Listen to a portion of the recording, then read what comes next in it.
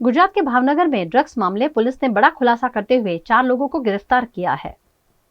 गुजरात के भावनगर में युवाओं को बर्बाद करने के लिए ड्रग्स का नशा करवाने का नेटवर्क चल रहा है, जिस पर भावनगर एसओजी ने मुहिम शुरू की है, जिसके तहत लगातार दूसरे दिन भी भावनगर से बड़ी मात्रा में एमडी ड्रग्स पकड़ा गया है। इस मामले 4 लोगों को भी गिरफ्तार किया गया है, जिसमें 2 लड़कियां भी शामिल हैं। मामले पर भावनगर डीवाईएसपी आर सिंघल ने विस्तृत जानकारी दी। भावनगर शहरना तौफिक, एजाज, हुसैन અને અલ્તાફ આ ચારેય ઈસમ જે છે તૌફિકની ગાડીમાં માદક દ્રવ્ય લઈને આવે છે એવી હકીકત અને બાતમી પીઆઈ શ્રી વાળાને મળતા આ બાબતે એસપી સાહેબ દ્વારા એક રેડ કરવાનું આયોજન કરવામાં આવેલ હોય બે પંચો રૂબરૂ તમામ એસઓજીના સ્ટાફ અને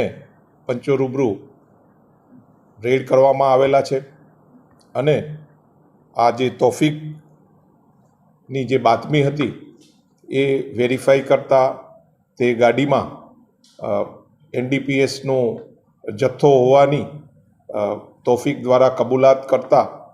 આ કામે એફએસએલ અધિકારીશ્રીને સ્થળ પર બોલાવી અને આ એનડીપીએસનું જે દ્રવ્ય જે છે તેનું પૃથ્થકરણ કરતા આ દ્રવ્ય મેફેડ્રોન એમડી ડ્રગ્સ હોવાનું સાબિત થતાં આ ગુનો દાખલ કરવામાં આવેલા છે અને આ કામે 4 આરોપીઓને અટક કરી અને જુદા જુદા મુદ્દામાલ સાથે આશરે 16 લાખનો કબજે કરવામાં આવેલા છે। આ જ ટીમ દ્વારા નીલમબાગ પોલીસ સ્ટેશનમાં પણ એનડીપીએસનો એક કેસ કરવામાં આવેલા છે, જેમાં